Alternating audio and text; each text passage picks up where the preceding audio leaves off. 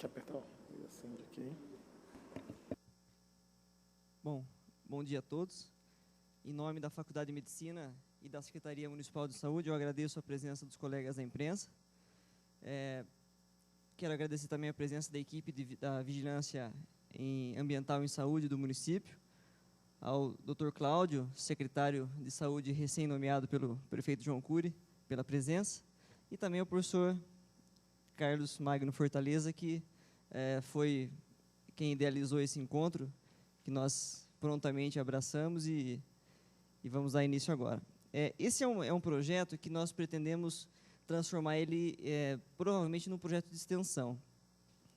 A gente quer tornar rotineiro, trazer a imprensa até a Faculdade de Medicina para discutir alguns assuntos relacionados à saúde, né?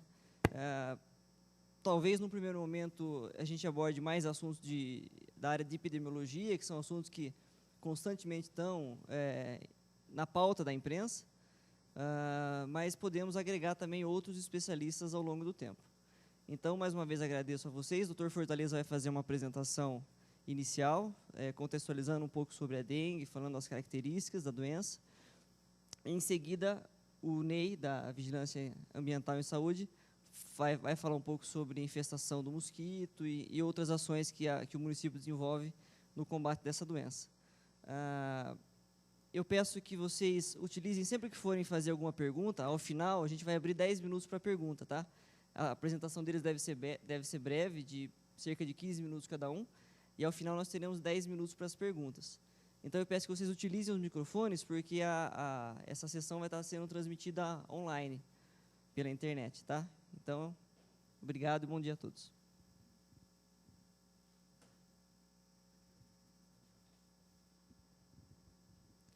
Então, bom dia, obrigado a todos vocês que vieram. Eu ia pedir que fosse iniciada aqui a projeção. Na verdade, não faz exatamente justiça dizer que eu idealizei isso, porque essa foi uma ideia que surgiu de uma reunião na vigilância epidemiológica do município. Então, foi uma ideia que surgiu da Camila, que está aqui presente junto conosco, mas o que ela vem muito a favor de um antigo desejo da gente, que é de fazer um diálogo com a imprensa sobre algumas questões de importância em saúde pública, para que as informações possam ser divulgadas corretamente e que a imprensa possa exercer sua ação, que acho que é muito importante, de prestador de serviços à comunidade. Então, uns anos atrás, a gente teve a oportunidade de, durante o grande medo que havia da gripe aviária, talvez a gripe aviária esteja um pouco antiga na cabeça de todo mundo depois da gripe suína, mas um professor da USP, já falecido, mas que era uma autoridade em divulgação científica, chamado Clodovaldo Pavan, chamou toda a grande imprensa, Rede Globo, Record, uma grande imprensa do país, os jornais mais importantes de maior circulação, e fez uma reunião com vários especialistas para explicar o que era a gripe aviária e qual era o real risco. Depois disso, a gente percebeu que houve uma melhora muito grande no modo como as notícias foram veiculadas, e a imprensa, de fato, se articulou para ajudar mesmo ao controle, para conter o pânico. Então, na verdade, o que a gente quer apresentar aqui são algumas questões e que talvez a gente volte a discutir no futuro em relação a outras doenças. Porque a gente percebe que, embora há muitos anos se discuta dengue na imprensa brasileira, e embora isso seja algo que tenha ajudado a população a fazer medidas de controle, talvez ainda tenha algumas dúvidas que persistam. Então, a gente quer, na verdade, aproveitar esse espaço para tirar essas dúvidas, e tanto numa rápida apresentação como posteriormente. Então, a ideia é que a gente dê alguns subsídios para o enfrentamento da dengue no ano de 2013. E a pergunta é por que a gente insiste em falar em dengue todos os anos, né? Em primeiro lugar, porque dengue, hoje em dia, ela ocorre muito mais do que ocorria nas décadas anteriores, e a tendência é só piorar. Em segundo lugar, porque há casos de dengue graves, a chamada dengue hemorrágica, que também acontecem cada vez com mais frequência, e vocês vão entender por quê daqui a pouco. Por fim, porque dengue é uma doença que é causada por vírus, e quase toda doença causada por vírus, de certa maneira, há a possibilidade de que se faça uma vacina.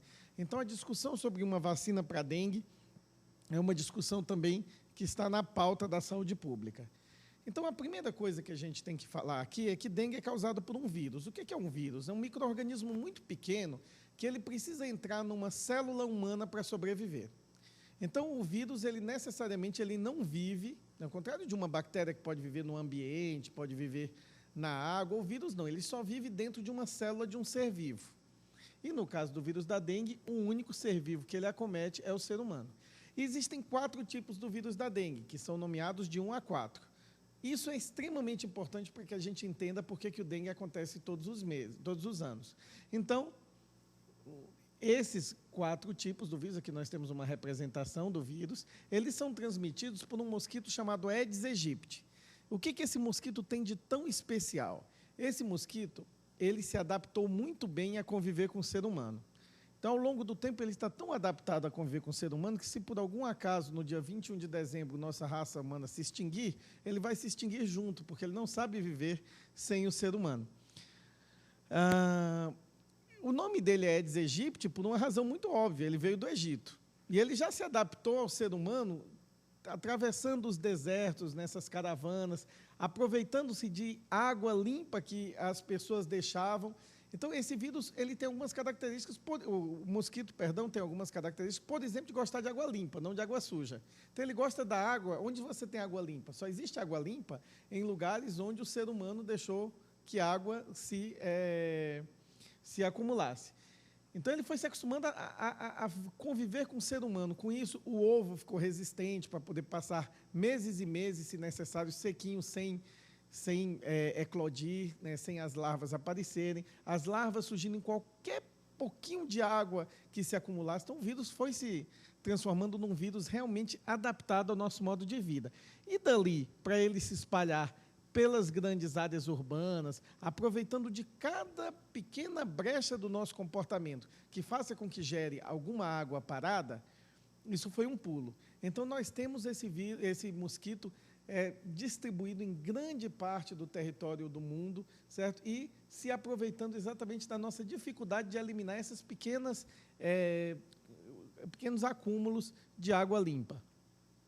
Outras coisas que o mosquito assumiu para se adaptar melhor ao convívio com o ser humano. Ele se tornou um mosquito de hábito diurno. Então, ao contrário de certos pernilongos, o mosquito da dengue, o Aedes aegypti, ele age durante o dia. E ele pica as pessoas principalmente nas primeiras horas do dia ou no final da tarde. São os horários favoritos dele. Ele tem, isso é muito importante para o controle, uma autonomia de voo muito pequena. Em geral, ela não excede 100 metros. Então, quando você descobre que uma pessoa pegou dengue, e se tem uma certa segurança que ela adquiriu dengue em casa, então é muito eficaz aquele controle que a turma de controle de vetores faz, porque esse controle é feito nos arredores de onde a pessoa realmente adquiriu. Então, é sempre na casa e naquele raio ao redor que que havia a presença do mosquito que picou aquela pessoa. Como o mosquito, então, ele tem essa dificuldade de trafegar, né? A não ser que ele seja levado por algum meio de transporte, né? Naturalmente, ele pode, em determinados momentos, pousar num automóvel e ser carregado para um outro lugar. Mas, assim, esse raio de voo é uma coisa que nos ajuda um pouco no controle e em saber mais ou menos de onde a pessoa adquiriu o vírus. Hoje, a gente tem dengue no mundo inteiro. Veja que esse mapa é de 2007. Já no mapa de 2007, o território brasileiro já era totalmente pintadinho como área de risco para dengue. Então, nós não temos mais áreas livres de dengue no nosso território, certo, do país.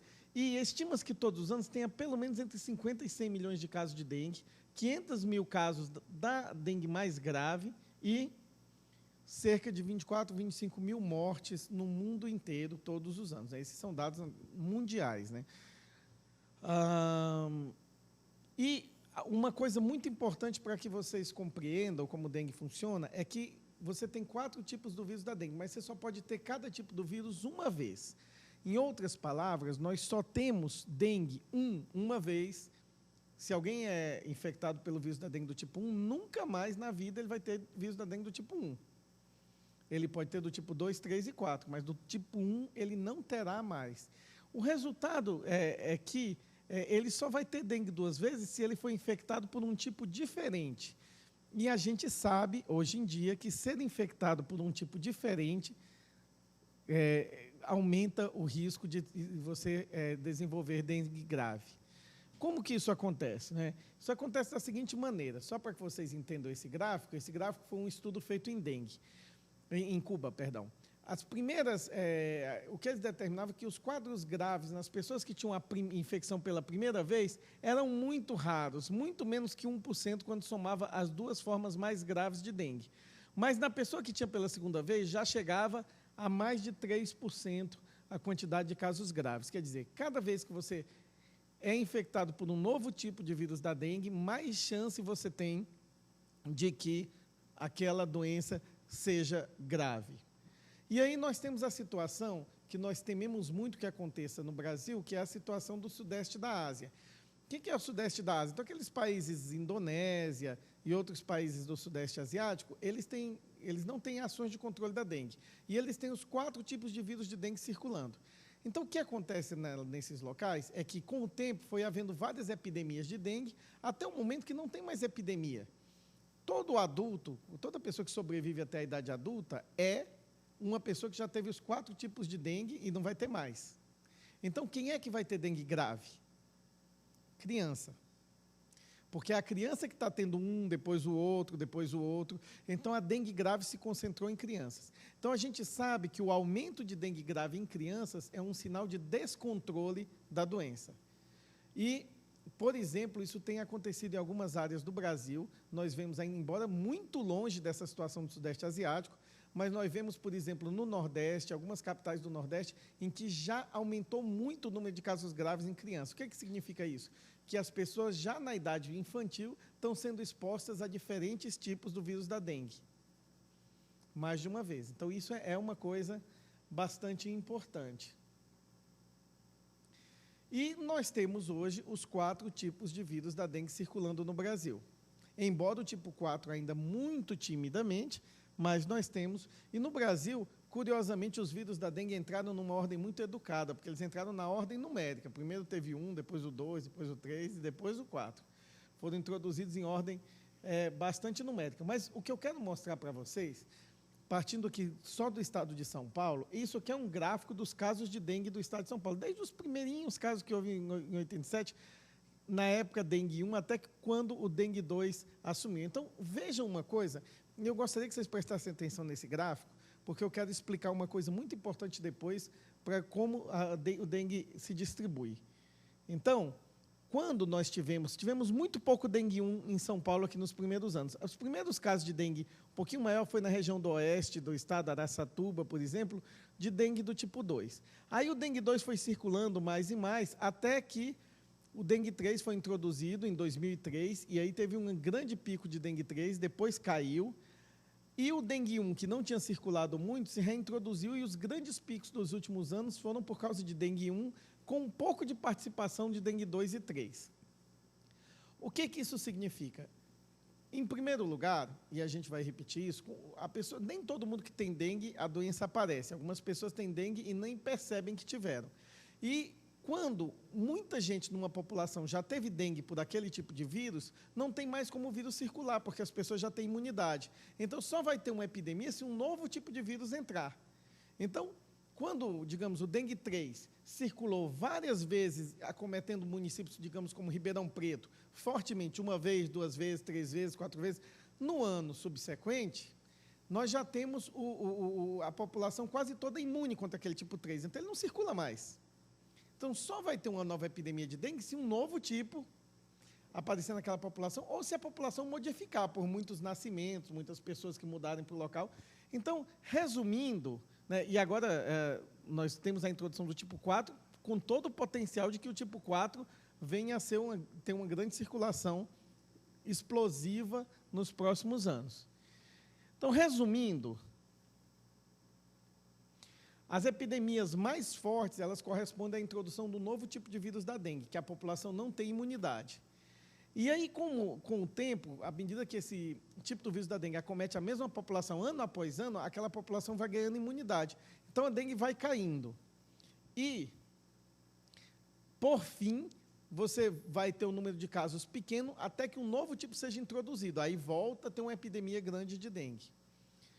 O resumo, né, disso é que nós temos um novo tipo, nós tivemos uma grande circulação já de tipo 3 aqui no estado de São Paulo, tipo 2 foi pequena, nós tivemos uma grande circulação de tipo 1 nos últimos anos, e isso significa que se nós formos ter agora uma grande epidemia, ela será provavelmente do tipo 4 ou tipo 2.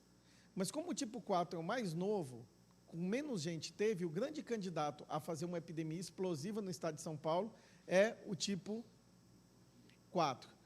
Então, isso serve para desmistificar uma coisa. É muito importante a ação do controle de vetores. Como eu já falei, ela tem importância. Mas essas comemorações que se faz, diminuímos 80% da dengue, ou essas acusações que se faz, ou aumentou em tantos por cento a dengue, muitas vezes não tem a ver com a efetividade ou inefetividade da ação de saúde pública, tem a ver com a circulação ou não de um novo tipo de vírus. Se é o mesmo tipo de vírus que está circulando após anos, vai cair o número de casos independente de ação em saúde pública. E se introduz um novo vírus, provavelmente vai explodir o número de casos também independente da ação na saúde pública. A gente consegue retardar, diminuir os danos, mas isso é muito importante. Isso talvez seja a coisa mais importante que nós temos que discutir aqui. Então, como eu dizia, mais de 80% das vezes, dengue não apresenta sintomas ou eles são muito discretos. Então, tem gente que está lá alimentando o mosquito com o vírus da dengue na população. Você não sabe que essas pessoas estão doentes e elas estão lá sendo reservatórios para a transmissão do vírus para o mosquito e daí para outras pessoas que podem ficar doentes. E lembrando para vocês, uma outra coisa, todas as pessoas sempre estão acostumadas a todos os anos se dizer que dengue causa febre, dor de cabeça, essa dor atrás dos olhos, que é uma dor típica da dengue, náuseas, vômitos, manchas no corpo e pequenos sangramentos. Isso é algo que é muito comum e que acontece, de fato, em casos de dengue. Eu não sei se algum de vocês que está assistindo já teve dengue, mas eu já, pessoalmente, já tive dengue muitos anos atrás, quando era aluno ainda da Faculdade de Medicina, e é uma doença que deixa você prostrado. Quando você tem a doença sintomática, você fica de cama, como se você tivesse apanhado. Os americanos têm um nome que diz muito sobre como o dengue é, eles chamam de febre quebra-ossos.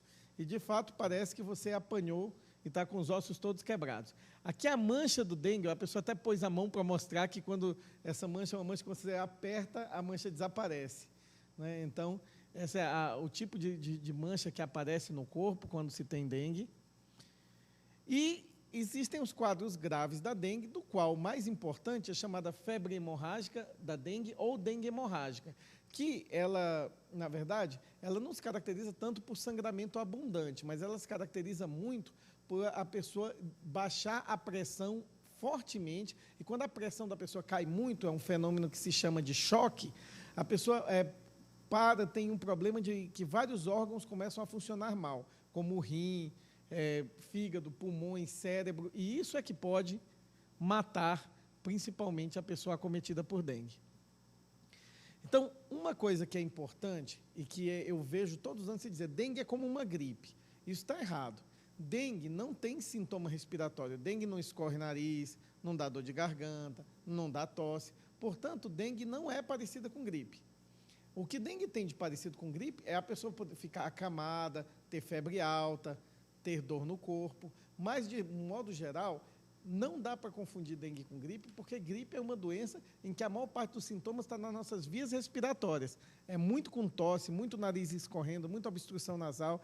Então, isso que eu faço bastante questão de dizer, porque a gente vê muitas vezes divulgado até nos meios de comunicação que dengue é como uma gripe, e na realidade não é. O que é um problema para a população? O que a população tem que reconhecer? Os chamados sinais de alarme.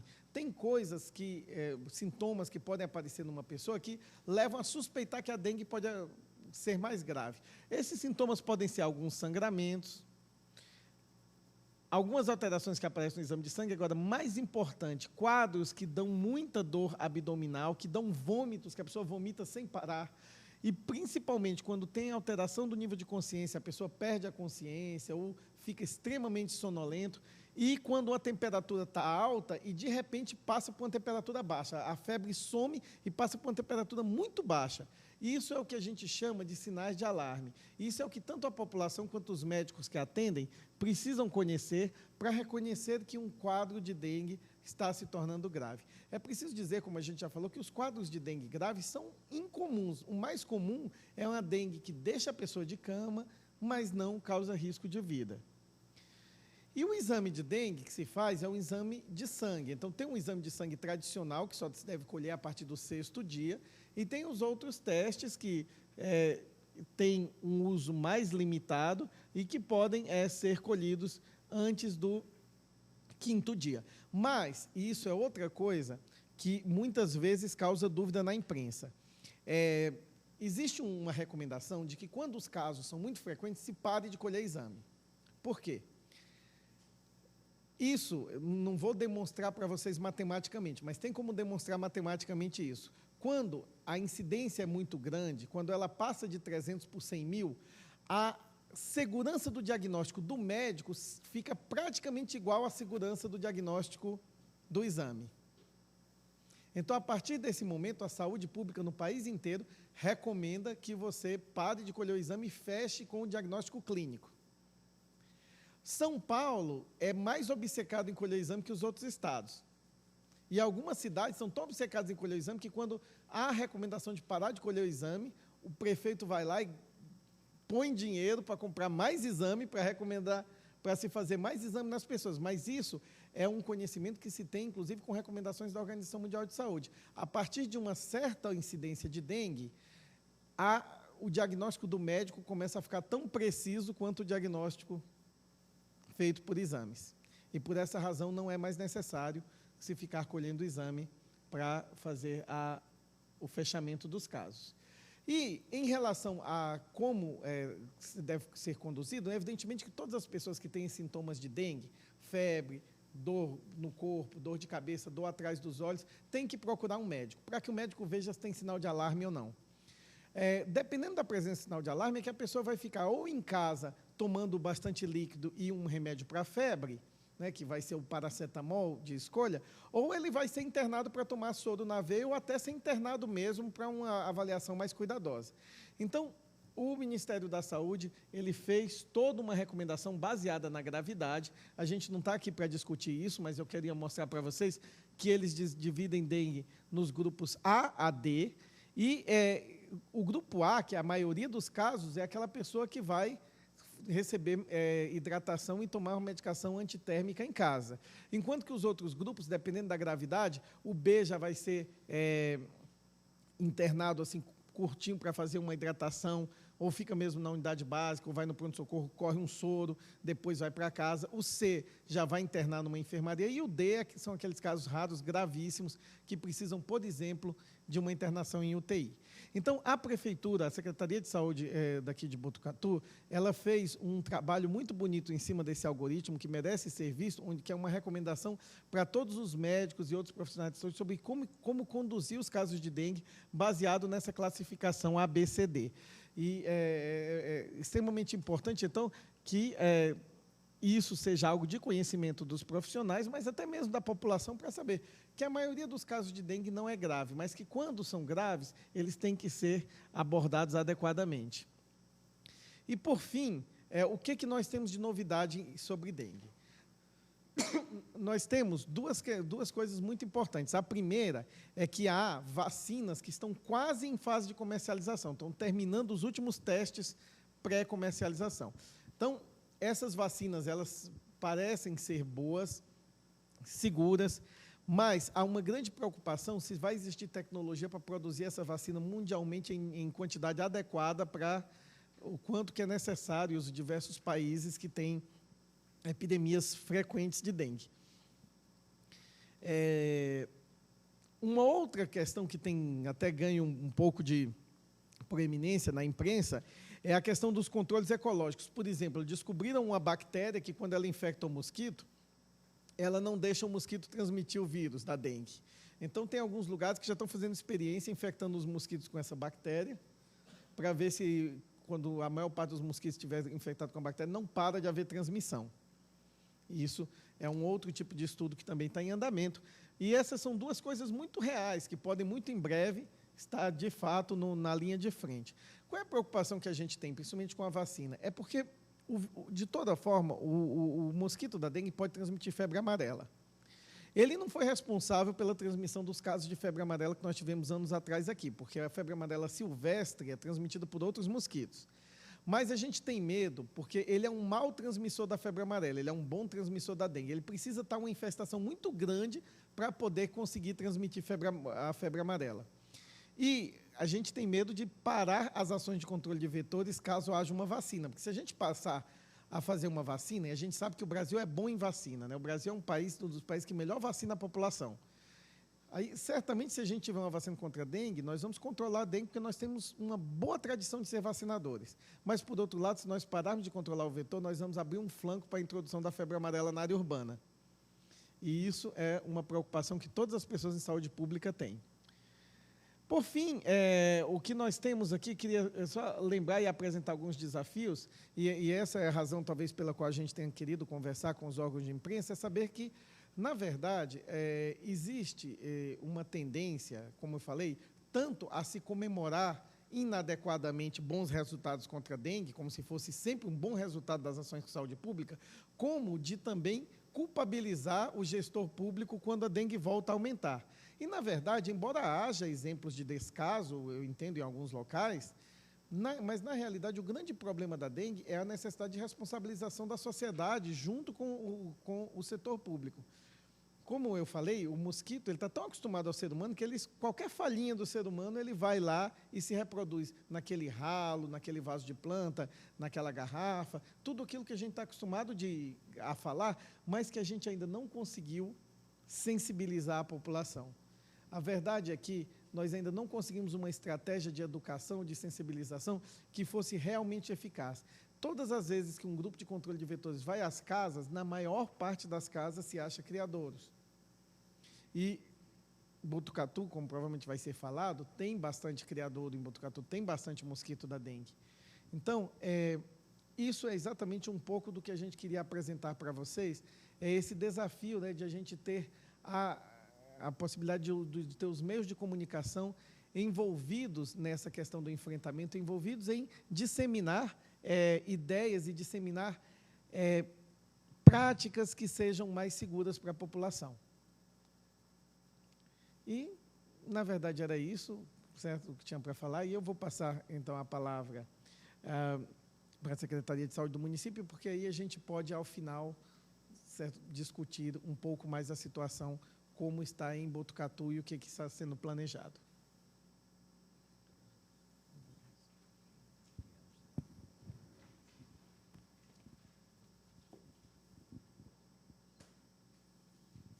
Bom dia a todos. Sou Valdinei, sou lá da Vigilância Ambiental em Saúde. A gente vai estar falando sobre um pouco o histórico de notificações de casos suspeitos de dengue aqui no município e também como que estão sendo desenvolvidas ações de controle do vetor e mostrando um pouco da realidade de infestação e dos principais recipientes que se tornam criadores do mosquito, como bem disse o professor Fortaleza. É só apertar aqui? Isso. Então, a gente vê aqui um resumo aqui das notificações desde 2001. Então, a gente vê como que ficaram as notificações. 2001 nós tivemos lá 21, 2002, 75, depois de 2003 a 2007, a 2006, uma baixa quantidade de notificações de casos suspeitos de dengue.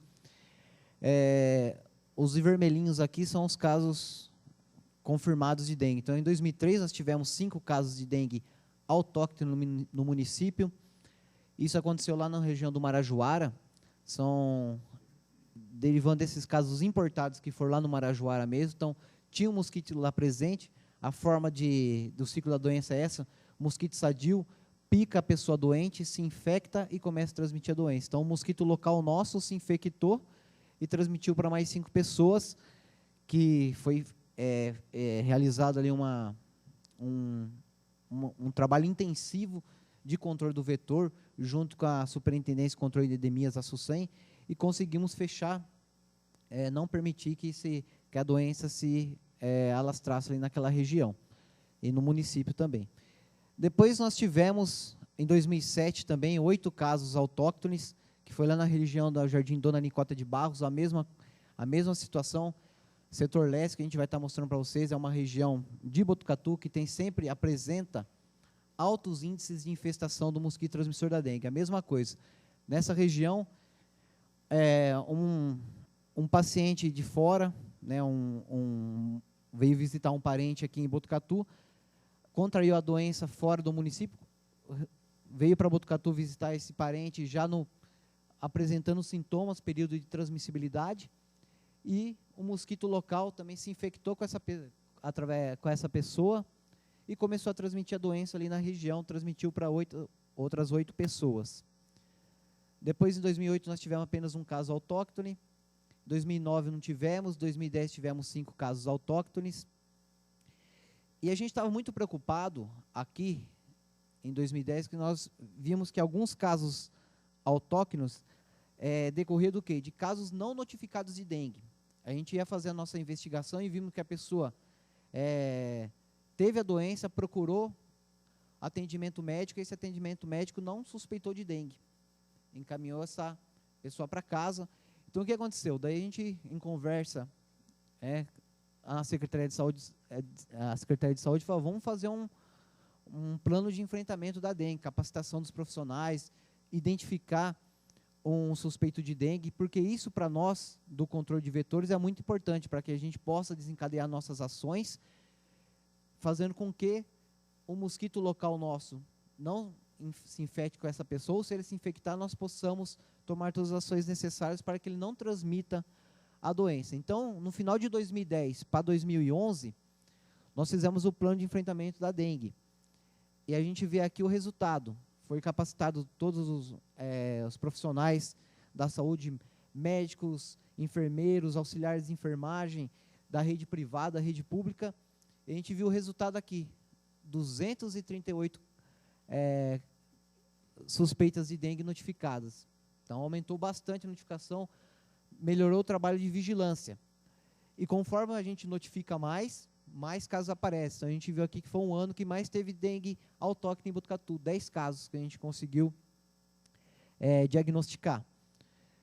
E em 2012, nós tivemos até a presente data, hoje de manhã chegou um caso no suspeito, que não deu para pôr no slide, então nós temos 110 casos suspeitos de dengue, 5 casos confirmados, pacientes que foram para a Bahia, foram para o Mato Grosso, em regiões endêmicas que ocorrem a transmissão da doença, retornaram com a doença para cá, mas as ações de controle de vetor foram realizadas em torno desse caso, para que o mosquito local não se infectasse, não transmitisse essa doença. Por isso, nós não tivemos transmissão, a partir desses casos importados, nós não tivemos nenhum caso autóctone, porque nós procuramos intensificar a ação de controle vetorial em cima desses pacientes importados confirmados. O professor já falou da biologia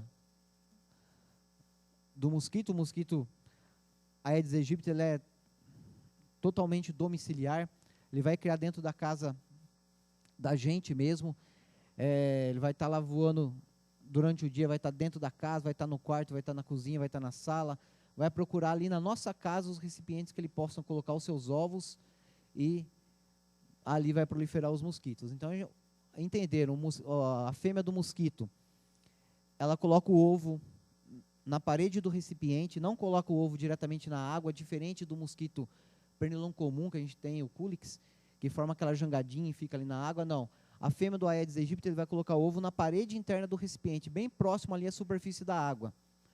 E esse ovo, ele pode ficar ali por mais de um ano, esperando condições propícias de a água, esse ovo vai ficar submerso na água e vai se eclodir, vai nascer a a larva do mosquito. A larva do mosquito passa por esses 4 estágios. Do ovo para a larva, em condições favoráveis, é de 2 a 3 dias. A larva de 5 a 7 dias se transforma na pupa, e a pupa de 2 a 3 dias vira um mosquito novamente. E uma fêmea do mosquito, ela pode, durante sua vida inteira, que dura ali de 45, 60 dias, 30, 45 dias, a literatura fala desta forma, ela pode colocar até 450 ovos.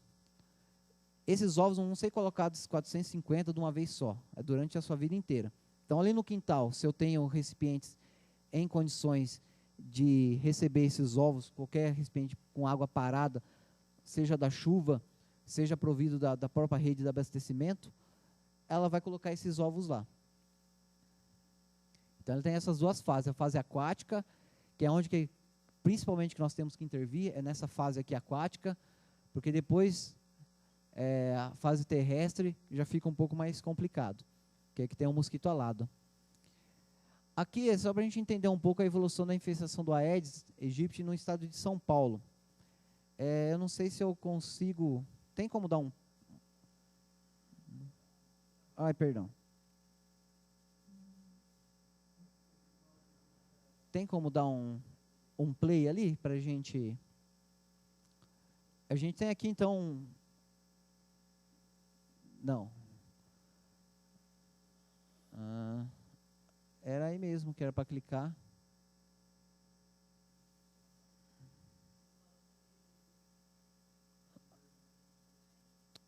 Então não tem problema. Infelizmente. A gente ia mostrar aqui a infestação. Hoje, isso lá em 85, então a gente vê que a infestação, ia mostrar um mapa totalmente tomado aí de vermelho, que hoje já está quase em todas as cidades do estado de São Paulo. Dá para contar nos dedos as cidades que não tem. Botucatu começou a apresentar ali a presença do mosquito 87, 88. Os primeiros casos de dengue em Botucatu foi em 94, 95. Desde então, Botucatu tem uma infestação, apresenta índices de sinais de alerta de infestação para o mosquito da dengue. Uma classificação dos índices de infestação preconizada aí pelo Ministério da Saúde, pela Organização Mundial de Saúde, na verdade, é um trabalho que nós fazemos, até 1% dos imóveis do município apresentando larvas do mosquito é satisfatório. De 1 a 3,9% dos imóveis apresentando larva do mosquito da dengue é considerado um sinal de alerta. E de 3,9% para cima já é um sinal de risco de transmissão de dengue no município. Esse é um trabalho que nós fazemos, chamado de avaliação de densidade larvária, que é o índice de Breton, que muitos já devem ter ouvido falar, onde tem uma amostragem probabilística de como está a infestação do mosquito da dengue em sua fase de larva. Então, a gente lá tem uma amostragem de como está o município. Nós fazemos essa atividade 3 vezes por ano, em janeiro, em julho e em outubro, que a gente vai mostrar alguns dados também de como está. Aqui a gente só fazendo um comparativo. Em janeiro de 2000, aqui é janeiro, julho e outubro de 2011, e como está em janeiro, julho e outubro de 2012. Então, em janeiro, nós tínhamos lá 2,9% dos imóveis apresentando larvas do mosquito da dengue, ou seja, recipientes que existiam ali que tinham a larva do mosquito da dengue no momento em que o agente de saúde pública fez a visita. Depois, em julho, cai consideravelmente. Inverno, sempre tem uma intensificação de trabalho nessa época, março, abril, maio, chega em julho, cai consideravelmente. Então, em outubro, nós tínhamos 0,3%. A gente vê isso em 2011, depois em janeiro de 2012 já sobe novamente. O que explica isso? O que explica está ali baixinho, de repente já vem as chuvas, já aumenta consideravelmente o índice de infestação. Por quê? Como nós dissemos lá atrás, a fêmea do mosquito, ela não coloca o ovo diretamente na água, então, na parede interna do recipiente. E muitas vezes, essa água seca, por algum motivo, não tem mais essa água, ali o ovo permanece lá. Então, nós temos, em nosso município, muitos recipientes que ficam com ovos do mosquito de um verão para o outro. Então, bastou as chuvas, começa a eclodir, a gente tem uma reinfestação muito rápida. Então, essas chuvas que estão caindo agora e já aumenta a temperatura, para nós é preocupante. A gente vai fazer agora esse índice de novo em janeiro, a gente vai ter um índice alto do mosquito da dengue. Então, a gente tem aqui alguns principais setores. Alguns índices prediais de comparação de 2009. Então, a gente vê, setor norte, que ali é o Jardim Paraíso, a Vila dos Lavradores, apresenta para nós sempre um baixo índice de infestação, dentro do satisfatório. Central-Oeste, 5,3, índice alto. Setor Leste, 4,7. Setor Sul, 0,8. Depois, em julho, cai consideravelmente. Depois, em outubro, a gente apresentou aqui 1,4 o setor leste, alto para a época do ano, que tem que ser feito a intensificação do trabalho. Depois a gente vem novamente em 2012, setor norte, baixa a infestação, central-oeste 5,3, em janeiro deste ano, leste 5,9, sul 1,5, a média do município foi 3,7. Depois, em julho, preocupou, porque era para esses índices estarem mais baixos, mas nós tivemos muita chuva no começo do inverno, então esse continuou alto ainda, porque tinha um pouco de alta temperatura. A gente viu que alguns índices, dentro do satisfatório, no setor norte, setor leste, setor sul, central-oeste 1,2. Então, o que fizemos? Intensificamos o trabalho no setor central-oeste. Então, em outubro, nós tivemos 0,5 aqui, caiu aqui o 0,3. Nesse intervalo aqui, nós tivemos uma atividade de campanha da faxina, que ajudou, porque a gente tirou muito material inservível das residências, que são criadores do mosquito muitas vezes. Então, contribuiu bastante para essa diminuição do índice. E o setor leste ainda, pelo histórico que ele tem, continua com índices altos. E esse trabalho de avaliação que nós realizamos, além de mostrar para nós apresentar o índice de infestação do mosquito, ele mostra para nós também quais são os principais recipientes que nós temos em nossas casas que estão se transformando em criadores do mosquito. Que é o que a gente vai dar uma olhada. A gente divide alguns recipientes. Grupo A, que são reservatórios de água elevados. Outros reservatórios. Grupo B, que são os reservatórios de água no solo. É uma caixa d'água, é um tambor que a pessoa utiliza ali para pegar água da chuva, para molhar a horta. É um filtro. Então, esses são reservatórios de água que são classificados também. O grupo C, recipientes que apresentam alguma utilidade para o morador e que possam sofrer algum tipo de alteração na sua posição. É o vaso de planta, é o pratinho de planta, é o bebedouro animal, é aquela piscina desmontável, é qualquer outro material que ela tem ali, que tem a serventia para ela, que o agente de saúde, ao fazer a visita, ele não vai conseguir eliminar aquilo. Ele não vai poder jogar fora, amassar, jogar fora, não, porque tem utilidade para o morador. Ele vai, muitas vezes, tentar alterar a posição, é um pratinho de planta, o que ele vai fazer? Ele vai lá, vai emborcar aquele pratinho, vai colocar de boca para baixo, vai passar a orientação para estar lavando o bebedouro dos animais, pelo menos uma vez por semana, para não ter o perigo de estar se tornando um criadouro. E aqui, esse grupo de recipientes é o grupo que está segurando ovo do mosquito de um verão para o outro.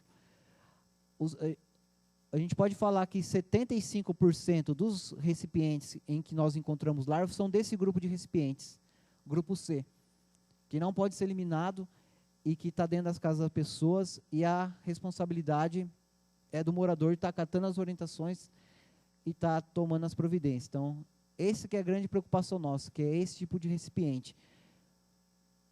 Tem um grupo D também que tem uma contribuição, que são os ralos, as lajes, as calhas, esse reservatório de água do vaso sanitário também, piscinas fixas. Muitas vezes a pessoa porque não está utilizando a piscina, não realiza o tratamento adequado e acaba se tornando também um criador de mosquito. Os pneus, que para nós é um criadouro também, mas hoje, dentro dos domicílios, não representa um problema. Imóveis que trabalham, borracharias, outros estabelecimentos que trabalham com pneumáticos, são visitados quinzenalmente pela Vigilância Ambiental em Saúde, onde faz o tratamento. Pneus não mais desejados são recolhidos e encaminhados em local que tira de circulação do centro urbano e é colocado no local aqueles pneus não mais desejados, que não oferece tanto problema mais como um potencial criadouro para a gente. E o grupo F, que são os materiais inservíveis, é aquele material que a pessoa não dá o destino adequado, fica ali no quintal, mas não tem utilidade para nada, é latinha, é potinho, resto de material de construção que muitas vezes acumula água, ferro velho que está lá, que não tem um motivo. Aqui tem uma maceira em locais onde tem construção, para nós é um problema que fica aquela maceira ali, acumulando água da chuva e se torna um criador de mosquito. Então esse grupo F aqui para nós, depois de uma ação, por exemplo, dessa ação de campanha da faxina, representa muito pouco para a gente. Tem a sua importância? Tem. Mas os recipientes que estão mais produzindo mosquito no município são aqueles recipientes que eu falei lá do grupo C. E também do grupo D, que são recipientes que estão dentro das casas das pessoas e que têm utilidades para ela, mas são armazenados inadequadamente e acabam acumulando água da chuva e contribuindo à proliferação de mosquitos. Depois tem o grupo G também, que a gente classifica também, que são recipientes naturais, bromélias, ocos de bambu, ocos de árvores, que para nós, se fossem só esses os recipientes, para nós não teria problema, a dengue estava controlada, né? Mas o problema é aquele que nós produzimos, aqueles recipientes produzidos pelo homem.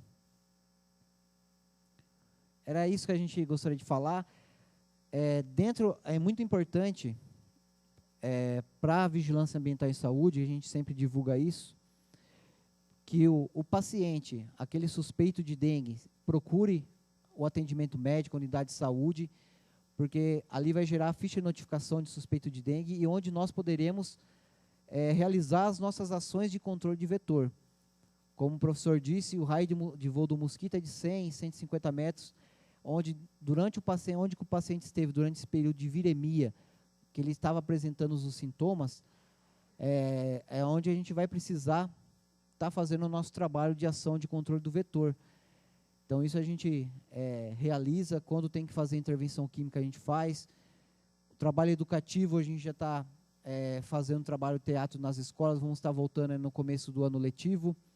Estamos fazendo um trabalho também educativo junto às igrejas evangélicas, católicas, os centros espíritas, com exposições também, colocando todos a par da situação da dengue e do mosquito também na nossa cidade. Passar a palavra para o Dr. Cláudio, para ele estar falando.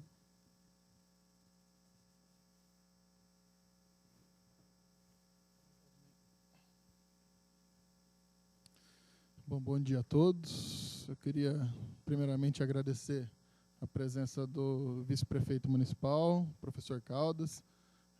Então, muito obrigado pela presença e vim prestigiar aqui esse posso chamar de evento, essa comitiva de imprensa que nós fizemos aqui. E essa comitiva, na realidade, a comitiva é muito importante por um grande motivo. Em 2010, quando nós pensamos na implantação desse programa de enfrentamento, desse plano de enfrentamento da dengue no município de Botucatu, nós ficamos pensando, nossa, em 2010 vamos implantar, e aí nós vamos tentar ver que provavelmente vão ter maiores notificações de dengue, vão ter maior número de casos, e aí vai chegar 2011, a gente vai ter novas propostas, e 2012 novas propostas, e assim, como a gente pôde ver na apresentação do professor Carlos Magno e na apresentação do Valdinei, tecnicamente falando, pouca coisa mudou. A gente sabe a forma da transmissão, a gente sabe quais são os vírus, a gente sabe que é o mosquito que vai lá e pica e transmite de um para outro, e a gente sabe que o trabalho da comunidade e o trabalho, obviamente, dos agentes de saúde pública em eliminar esse vetor e eliminar os focos presentes nas residências e até mesmo próximos das residências, esse trabalho é o trabalho mais importante. E aí veio a ideia de agora, em 2012, nós pensamos, poxa vida, 2010 trabalhamos muito dentro da secretaria, com a Faculdade de Medicina, com as nossas unidades de saúde, com o setor privado, que aí nós ressaltamos também a Unimed, que teve uma parceria bastante importante com a gente, mas a imprensa nós não convidamos. E aí, em 2011, a gente também acabou não convidando, e surgiu a oportunidade agora, em 2012, na verdade, de 2012 para 2013, a gente falou, poxa vida, a imprensa é um fator tão importante para a gente, para divulgar essas informações, para que a gente possa atingir a comunidade numa proporção muito maior, muito mais rápida, muito mais eficaz. E aí surgiu essa ideia, que eu achei particularmente brilhante, da gente poder, primeiro, ceder num espaço tão confortável, aí vou até agradecer também aos organizadores de um espaço tão confortável para receber a gente e receber a própria imprensa, e aí surgiu essa proposta. Então, eu fico muito contente de ter aqui a oportunidade de poder divulgar e de poder divulgar a parceria que nós temos, que é muito importante também, professor Carlos Magno, porque não adianta a gente fazer atenção básica dentro do município de Botucatu e, de repente, chegar lá aquele casinho D lá que nós citamos, que é aquele caso grave, que é aquele caso complexo, e a gente não ter a parceria, por exemplo, com a Faculdade de Medicina para a gente poder internar esse paciente numa UTI ou até mesmo numa enfermaria. Tá? Então, essa parceria, e juntamente com o setor privado, porque nós temos muitos consultórios médicos particulares dentro do município, que são pacientes que não procuram atenção básica, mas procuram, sim, os atendimentos de consultório. Então, esse esclarecimento, junto com a comunidade, junto com o setor privado de saúde, também é uma parceria muito importante. Então, eu queria, na realidade, aqui não entrar muito na parte técnica, que eu acho que foi muito bem esclarecido aqui. Eu queria somente agradecer a presença de todos e que a nossa secretaria, a Secretaria Municipal de Saúde, está à total disposição de toda a imprensa e de todo mundo que tiver interesse em procurar a gente. Então, muito obrigado.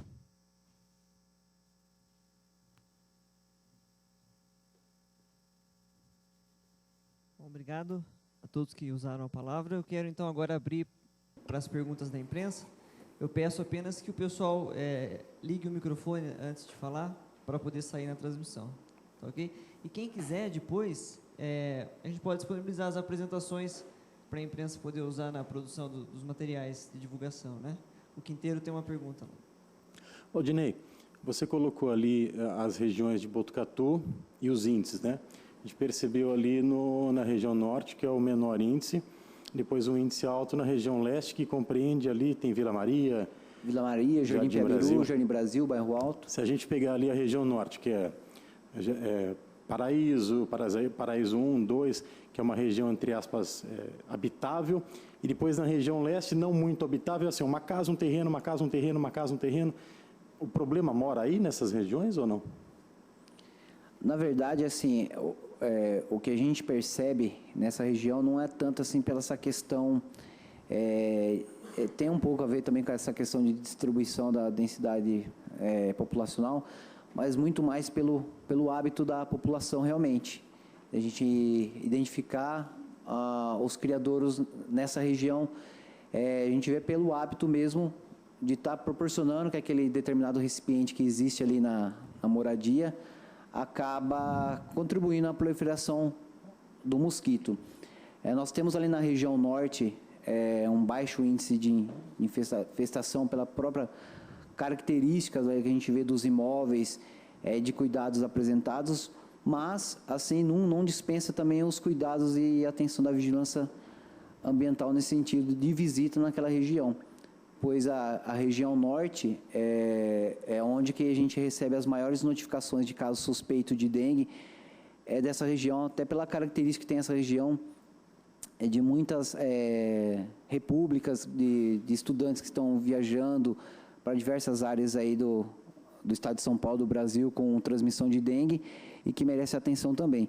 Mas a gente acredita que o fato de alto índice de infestação no setor central-oeste e setor-leste pelos hábitos mesmo e pelos cuidados dispensados aos recipientes. Queria complementar a resposta do Valdinei, dizendo que o pessoal da prefeitura até já está um pouco cansado de eu fazer essa reflexão, mas por que a gente nunca teve uma epidemia explosiva de dengue em Botucatu?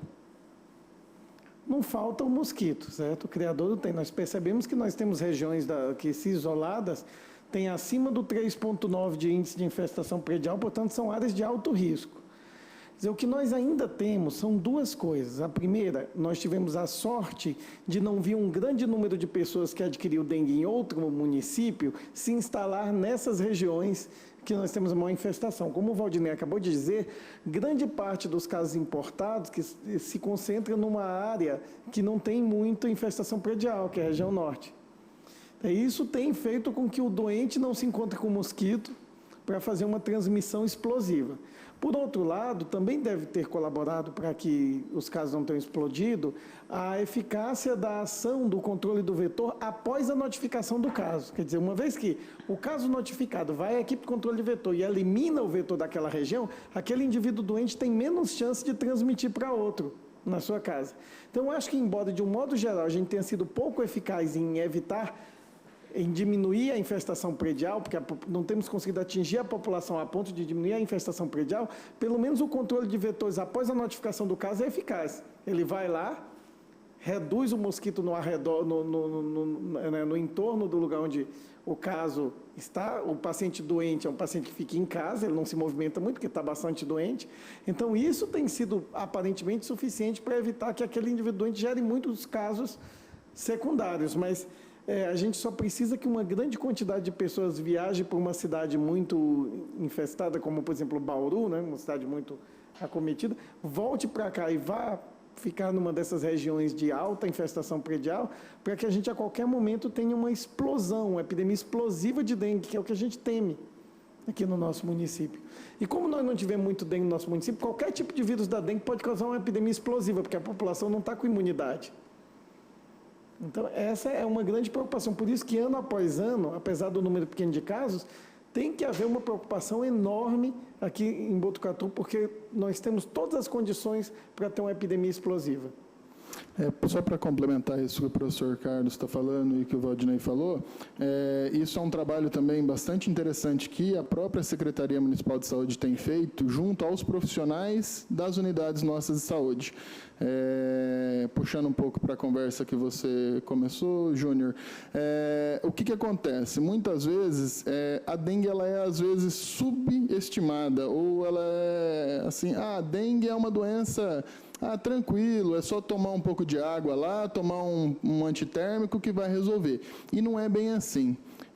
Não é bem assim por vários motivos que foram aqui explicados, mas também não é bem assim, porque a partir do momento que uma unidade nossa notifica um paciente que é um caso, que esse paciente seria um caso suspeito de dengue, a gente tem feito um trabalho muito grande, principalmente em cima de médicos e enfermeiros, que esse paciente necessita ficar em casa. Independente da suspeita for uma suspeita leve, moderada ou clássica, clara, esse paciente precisa ficar em casa. Não só por causa da dor no corpo, da febre, da hidratação, por causa disso. Mas esse paciente, a gente nunca pode esquecer que ele é um reservatório do vírus.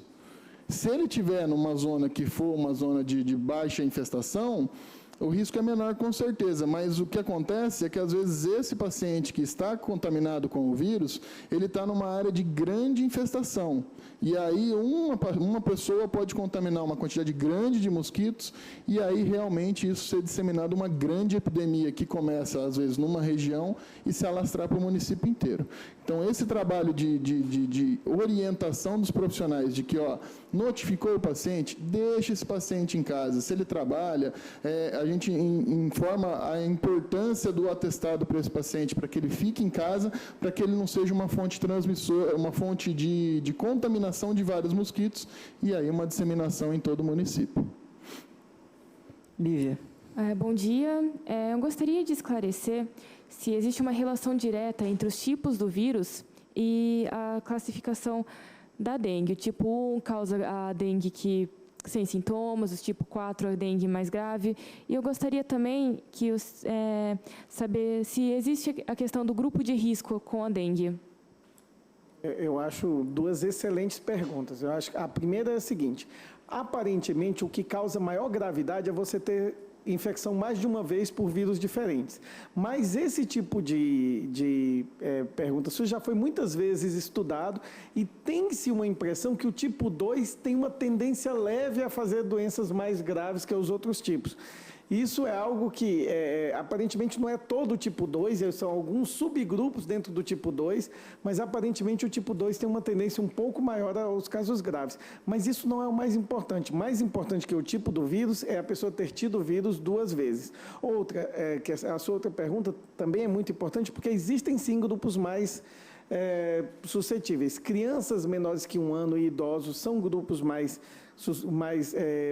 de maior risco de doença grave, assim como pessoas que têm doenças já de base, como, por exemplo, pessoas que são diabéticos, pessoas que tomam medicações que mexem com a imunidade, né, que fazem quimioterapia, por exemplo, por conta de um câncer ou de uma doença reumatológica. Quer dizer, todas essas pessoas que têm alguma doença que já debilita o organismo, elas têm uma tendência maior a desenvolver quadros graves. Então, o cuidado com elas tem que ser redobrado, né? Eu só quero dizer, assim, aproveitar para dizer que assim, a fala do Cláudio é uma coisa muito importante e brilhante, e isso é mais significativo ainda nos grupos que você falou. Quer dizer, se você tem uma pessoa doente, se você tem realmente a necessidade de fazer com que aquela pessoa não se mova e você eliminar tudo quanto é mosquito ao redor daquela pessoa, inclusive para isso, para evitar que um mosquito venha atingir, por exemplo, uma pessoa que esteja nessa condição de maior suscetibilidade, e aí nós temos a possibilidade realmente de casos mais graves na nossa cidade. Felizmente, a gente até já teve casos que a gente classificou como B para C ali, e internou para fazer uma hidratação, mas a gente não teve nenhum caso fatal aqui no nosso município. Então, se a gente tiver uma campanha de vacinação contra a dengue, a exemplo do que teve na campanha contra a gripe A, já está definido, então, já estão definidas as prioridades já? Olha, na verdade, isso ainda é um pouco distante, Quinteiro. A previsão é que esteja disponível a vacina a partir de 2015. Então, realmente, só quando estiver disponível a vacina e se souber qual é a capacidade mundial de produção da vacina, é que se vai fazer uma avaliação de quais são os grupos. Mas, naturalmente, que eu diria que eu começaria vacinando os grupos com maior chance de evoluir com gravidade, né? Isso acho que é uma postura do Ministério da Saúde sempre. Mas o que eu queria enfatizar é que nós somos muito bons vacinadores no Brasil, tá certo? Se você discute isso, uns anos atrás eu tive num encontro em que vieram as maiores especialidades de vacina do mundo, e eles chegavam todos e falavam: estamos orgulhosos de estar no Brasil, que é o país com o melhor programa de vacinação do mundo. Quer dizer, não que a gente seja o país que tem mais vacinas no programa, mas a gente é o país que consegue mais consistentemente vacinar a população como um todo. Você veja uma campanha como a da febre amarela que nós tivemos aqui, que exemplo de vacinação, né? Tivemos uma vacinação em campanha e vacinamos todos. Na vacina, por exemplo, da gripe suína também atingiu-se as metas em todos os grupos. Então, nós somos bons vacinadores. A gente sabe que se dengue passar a ser um problema de vacina, a gente vai dar conta dela. A grande preocupação que eu vejo com relação à introdução da vacina e a gente fazer grandes campanhas de certa forma, dos municípios em geral começarem a negligenciar principalmente as ações de controle. Tá? Então, agora que eu tenho a vacina, eu não preciso tanto me preocupar com a transmissão da doença, então não vou me preocupar com o vetor, não vou me preocupar com os focos de criadouros, não vou me preocupar com as campanhas de faxina. Então, eu costumo falar que é uma faca de 2 gumes, na realidade. Ela vai vir, com certeza vai vir para acrescentar, mas acho que é importante todos os municípios, e aí nos incluímos nesses municípios, que as ações de vigilância, as ações de controle de vetor, de controle de focos, de controle de criadouros, ela deve permanecer independente de vacina ou não. Só nessa questão da vacina, eu me lembro que o professor Carlos me disse uma vez que na comercialização do Tamiflu, não sei se o senhor vai se lembrar, da correria do povo para pegar o Tamiflu na farmácia, né? Já existe uma previsão de como que isso daí vai ser? Se vai ser comercializado, se não vai, quem vai distribuir essa vacina, quem não vai? Como eu te falei anteriormente, é muito... Tamiflu.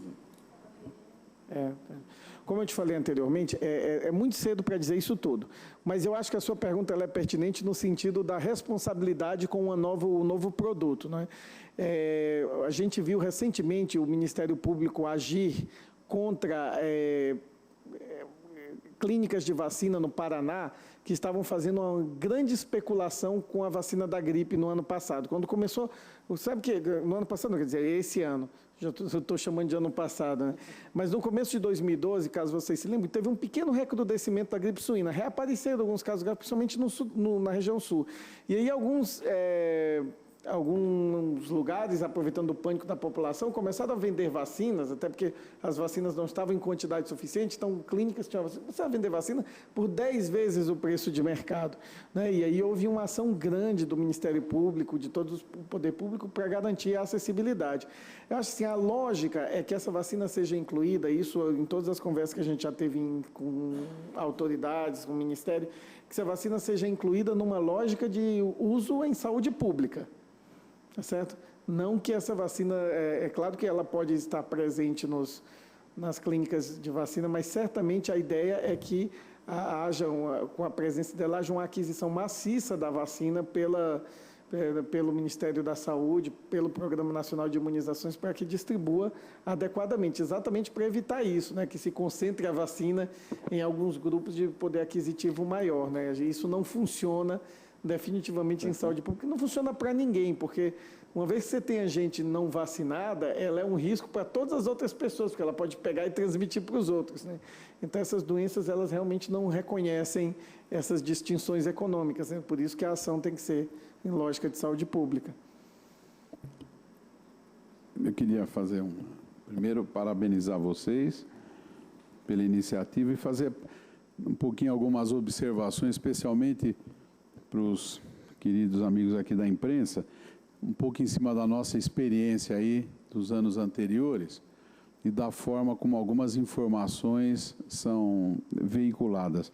A primeira coisa que o Dr. Carlos Magno falou, pô, esse fio aqui, economizaram no fio, cara, tem que ficar meio torto aqui, cara. Fiozinho curtinho. A primeira coisa que foi dita é importante, que para cada caso de dengue aparente, nós temos 7, 8 casos que a pessoa não fica nem sabendo que teve dengue. Qual que é a importância disso? É como quando surgiu a AIDS, que alguém dizia, tem um homem, uma mulher com AIDS, vocês não vão fazer nada? Não, porque a pessoa, quando tem uma relação sexual, tem que imaginar que o outro sempre seja potencialmente um aidético, porque senão ele baixa a guarda. A mesma coisa na dengue. Quer dizer, as pessoas às vezes reclamam e sai notícia, acharam um caso na Vila Maria. Sim, acharam um caso na Vila Maria, é possível que naquele momento tenha um caso na Vila dos Médicos, ou no Lava Pés, e ninguém ficou sabendo.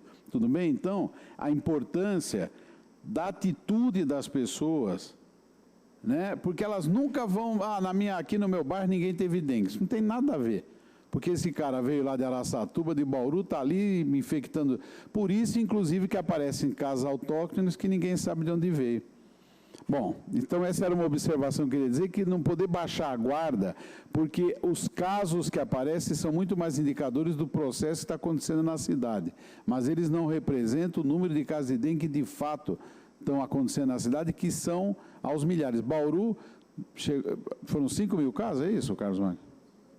Quase 5 mil casos. Então, cidade inteira lá teve dengue e não ficou nem sabendo. Né? Esses são os casos aparentes. A outra coisa, tudo bem que entra um pouco de política no meio, mas aquele dado que você passou do aumento, que quem que passou? Acho que foi o Ney, né? Uhum. Do aumento do número de casos suspeitos, que chegou até a ver, essa palestra, aliás, era boa na Câmara Municipal também, porque teve um vereador que falou que nós estamos escondendo os casos de dengue. Aumento de casos suspeitos tem que ser festejado.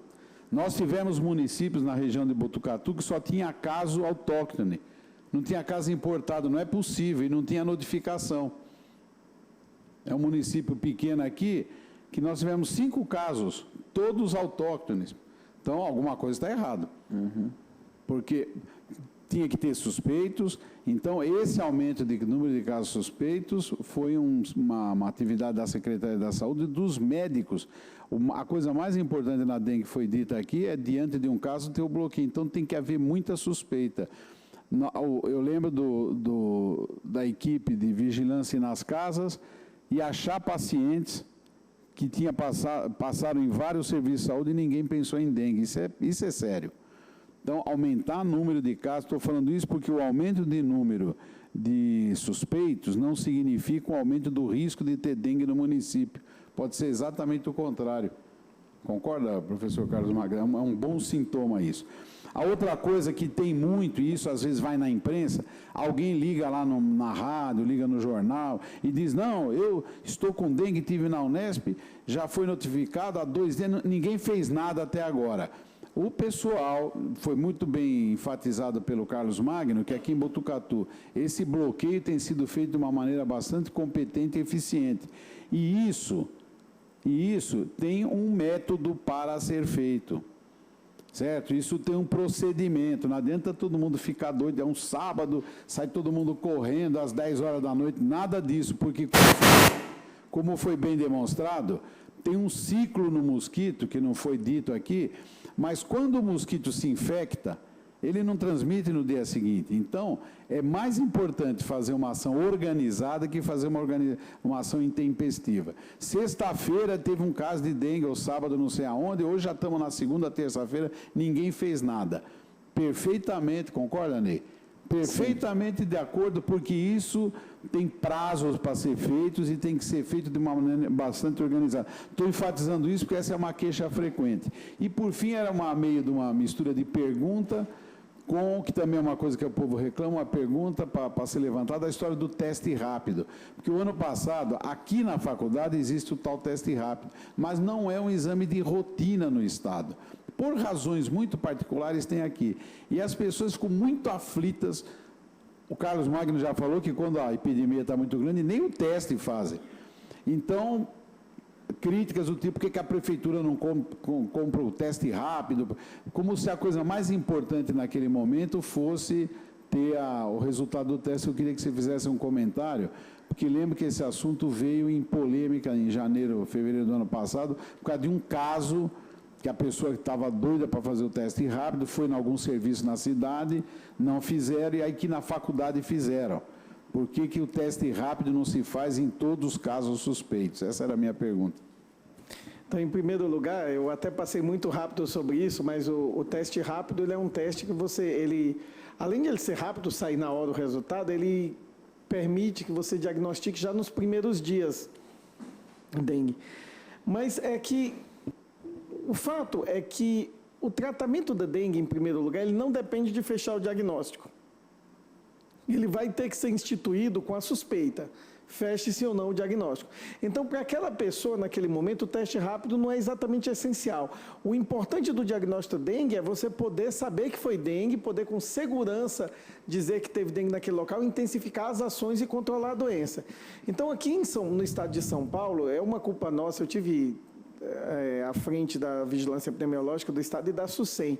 Então, eu conheço bem essa obsessão que nós temos aqui no Estado de São Paulo pelos testes laboratoriais. É como se isso desse para a gente uma segurança, uma questão técnica superior ao dos outros estados. A gente vai para os outros estados, a gente não vê esse desespero pelo diagnóstico laboratorial, porque realmente ele não é necessário. Agora, é importante saber que dengue está circulando, e isso a gente consegue com os testes convencionais. Por que a gente usa teste rápido aqui na Faculdade de Medicina? Porque a gente aqui, como a gente tem uma tendência a drenar casos mais graves, muitas vezes para nós afastar dengue é importante para que a gente institua tratamento para outras doenças. Então aqui, e principalmente para alguns casos, por conta disso, por conta de alguns casos mais graves, se adquiriu o teste rápido aqui na Faculdade de Medicina. Mas realmente, para o dia a dia e para os casos mais leves da doença, o teste rápido não acrescenta nada. Além de ele ser mais impreciso em relação ao teste convencional, ele é um teste que, assim, não vai trazer nenhum benefício nesses termos.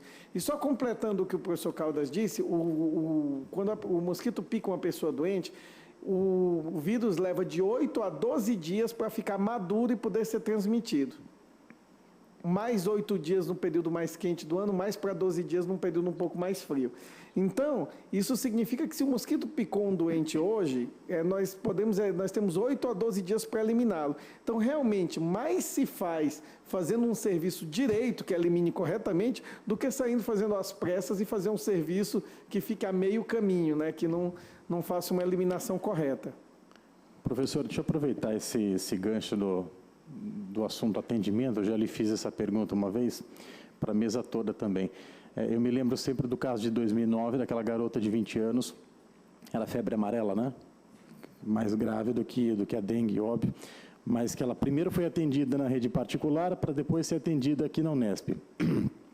Como é que está esse entrosamento hoje da rede pública com a rede particular e, de repente, não tem ninguém da Unimed aqui, não tem ninguém da rede particular para estar debatendo isso também, né? Se não seria importante. Como é que está o entrosamento? Tá.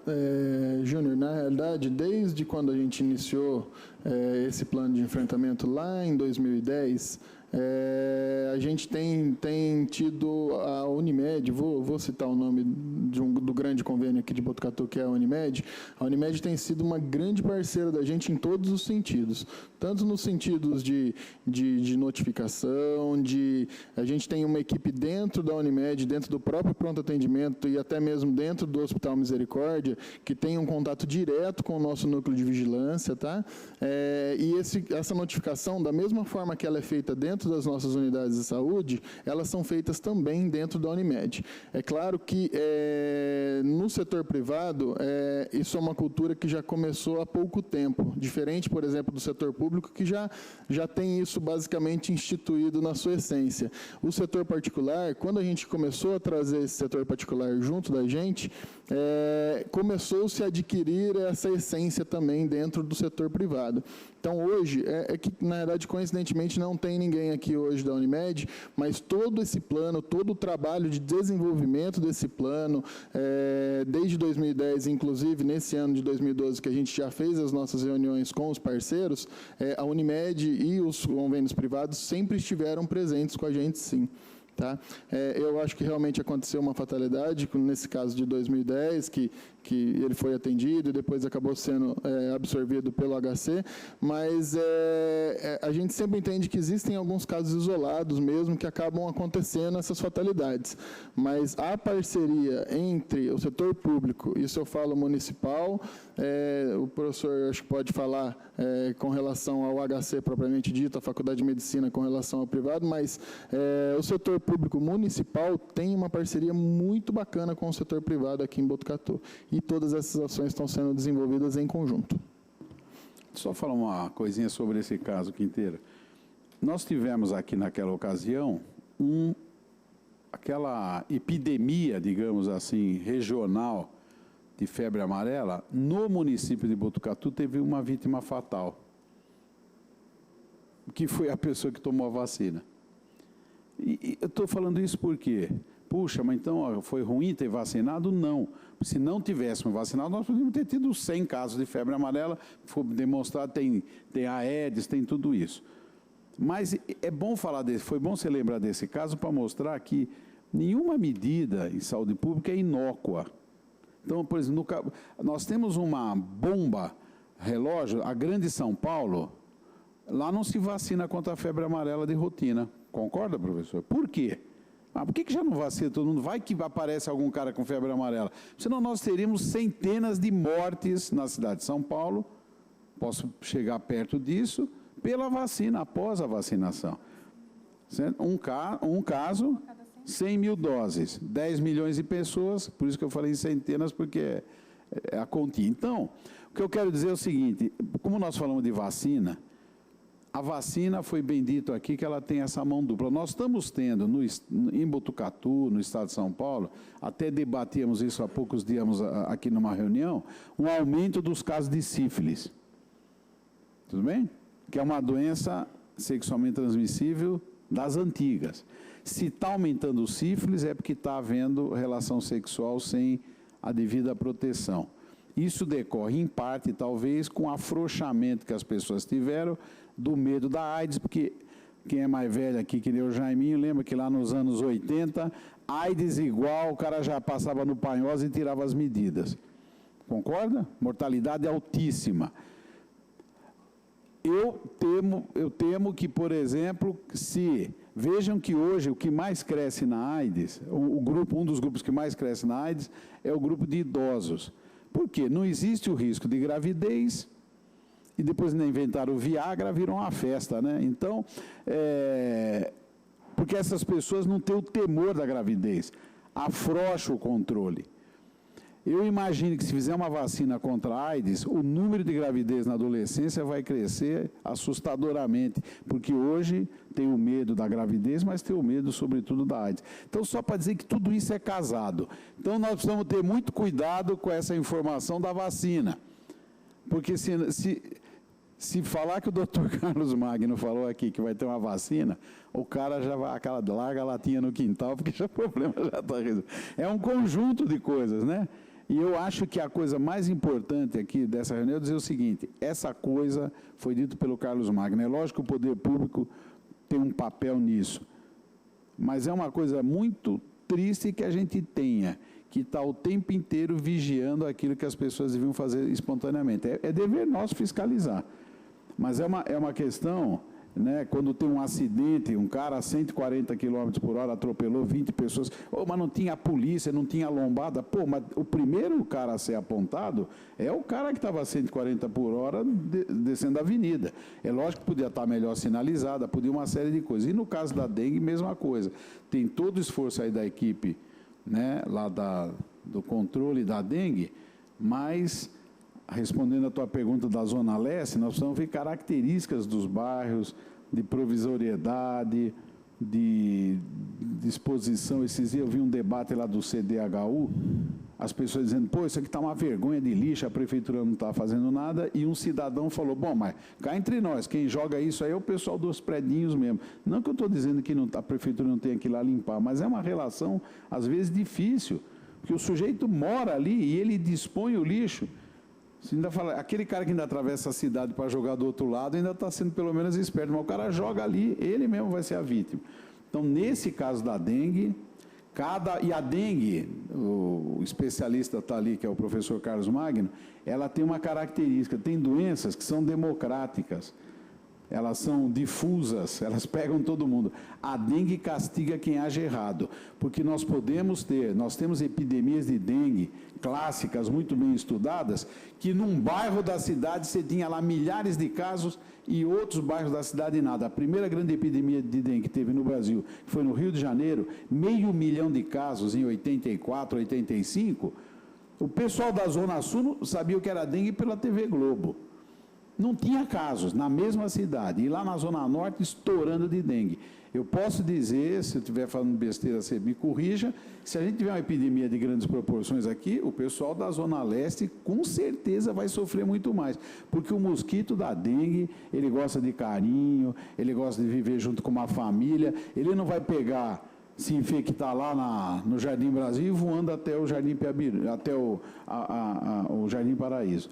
Ele vai castigar a vizinhança ali. A dengue é uma doença que ela é lógico que as epidemias são disseminadas, mas se pegar a epidemia de Bauru e fizer um estudo como fizeram em Ribeirão, que você tinha bairros com altíssimo índice e outros praticamente nada. Concorda, professor? Então, a população precisa saber que o castigo é ali. É ali no entorno. Infelizmente ele castiga o vizinho, né? Porque às vezes um faz e o vizinho não faz, e ele castiga o vizinho às vezes, né? Mas como população, isso, o Caldas está certíssimo. Acho que o grande problema da dengue ela é regional. O fato do mosquito voar pouco faz com que ela seja de foco mesmo. E é exatamente isso que faz com que a gente tenha que fazer o controle. Quando tem uma região com mais dengue, a gente sabe que, ou com mais mosquito, a gente tem que fazer o controle naquela região e aquilo é efetivo, né? Controla o vetor, aquela região realmente diminui o número de casos. Ô, Júnior, só para complementar a sua pergunta, a sua informação, até, de certa forma, seria extremamente até irresponsável da nossa parte a gente não propor e não fazer essa parceria juntamente ao setor privado, porque hoje a gente sabe que aproximadamente 55 mil botucatuenses são assistidos pelo setor privado. É claro que fazendo interface alguns com os dois serviços, com o público e com o privado, mas a gente tem hoje algo em torno de 55 mil munícipes de Botucatu cadastrados no serviço privado. Então, com certeza é um foco importante. Eu só coloquei essa questão que me parece assim, que no passado não falavam a mesma língua, né? Mas então... eu queria te fazer uma coisa, não é uma crítica, mas a questão do setor privado, mas há uma situação na organização do setor privado que, por mais que a gente dialogue, ainda dificulta isso. É como que a pessoa busca o setor privado. Vamos fazer uma comparação. Um munícipe que vai à unidade básica de saúde, ele vai na unidade básica de saúde, ele vai ser atendido por um médico. E esse médico vai ver do que ele tem e, dependendo do que ele tem, pode ou não encaminhá-lo para um especialista. Em geral, não, porque não precisa. No setor privado, você abre a listinha do convênio e você mesmo discute para que especialista você vai. Então, olha, eu estou com uma dor no peito, acho que é cardiologista, então, uma dor nas minhas costas, então acho que eu vou num ortopedista. Você mesmo escolhe. Isso faz com que você acabe indo para um médico especialista, muito especialista numa área, e aí a dificuldade de a gente abordar um especialista é muito maior. Então, a gente tem dificuldade, por exemplo, de como que a gente vai chegar para o ortopedista e dizer, olha, será que você, num caso de dor lombar, não pensa em dengue? Ou chegar para um cardiologista e dizer assim, olha, será que é um caso de dor no peito, você não devia pensar em dengue? Então, isso multiplica as dificuldades. Esse modo como, em outros países, as pessoas que vão para o convênio, não funciona assim. O convênio sempre passa por um clínico geral, e aí o clínico geral que encaminha para outros setores do convênio, né? Mas aqui no Brasil, não é uma crítica de forma alguma, nem a Unimed, nem especificamente, mas é um modo como a gente organiza o setor de convênios no Brasil. A gente não tem esse médico geral. Então, isso ainda dificulta, é uma coisa que complica demais a receptividade de tudo que a gente fala. Não tem triagem nesse caso? Não tem triagem, exatamente. A pessoa, tudo bem, tem uma triagem se ela for no pronto atendimento. Ali ela vai ser triada. Mas a maior parte das pessoas acaba escolhendo e marcando num consultório, né? Até quando elas não estão assim, a doença não está muito forte, então acaba indo no consultório. Claro que aí, assim, onde é que é o reforço? O reforço é realmente que a secretaria converse mais com o setor privado, mais com os clínicos, tenta adivinhar quais são os especialistas em cujo consultório uma pessoa com dengue pode cair, mas isso tudo torna bem mais difícil, né? E um comentário final, desculpe me alongar sobre aquele caso, realmente é uma lástima. O professor Caldas tem razão. Hoje a gente está achando que pode ser que seja 1 para 100 mil. Antes dizia que era 1 para 1 milhão o número de fatalidades da febre amarela. De qualquer modo, você não vacina um lugar que não esteja em risco por conta do risco da vacina.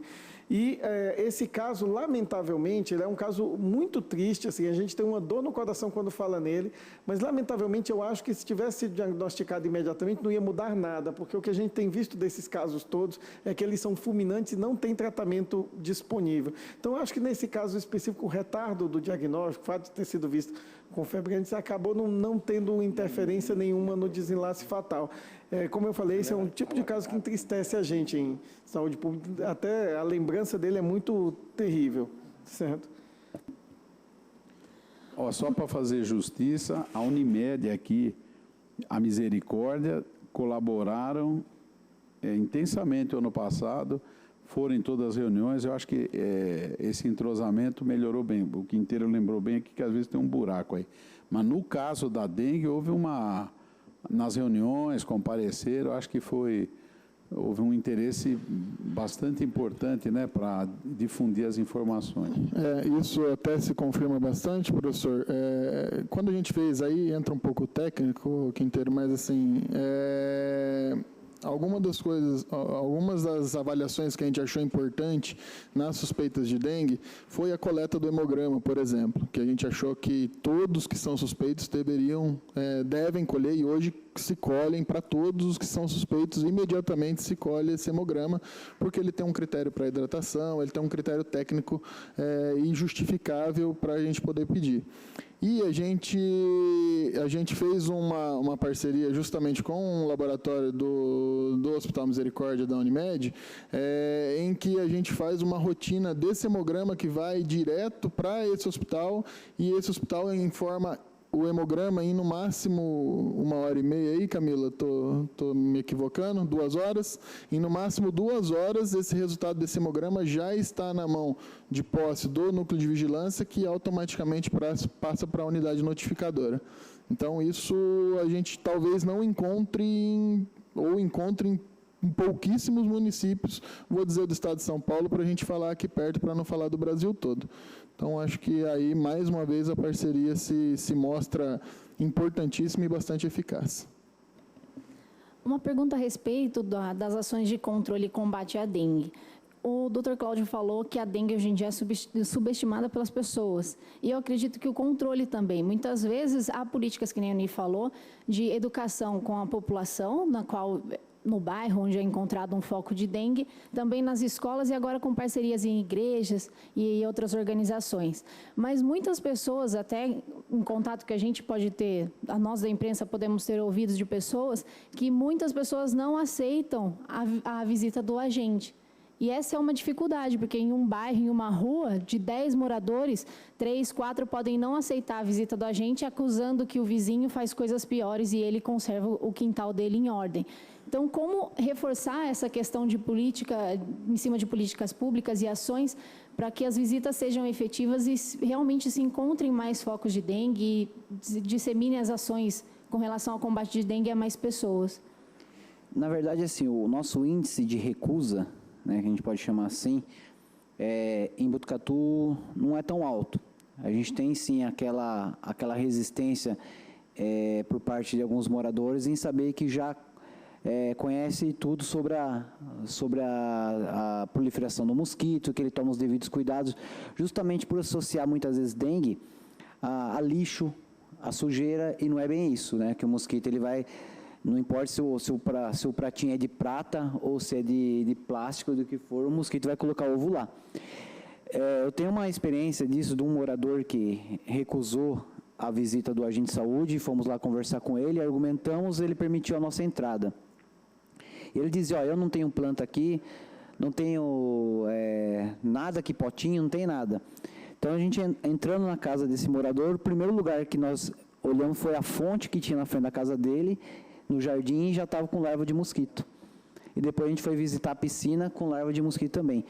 Então, o trabalho, é isso que a gente vê, o quão difícil o combate ao mosquito transmissor da dengue, embora tantos trabalhos educativos que sejam realizados, essa questão do morador ele entender a importância da visita do agente, como aquele agente como um profissional que tem um olhar clínico, que vai muitas vezes identificar um recipiente existente ali como um possível criador e que muitas vezes o morador não identifica como tal.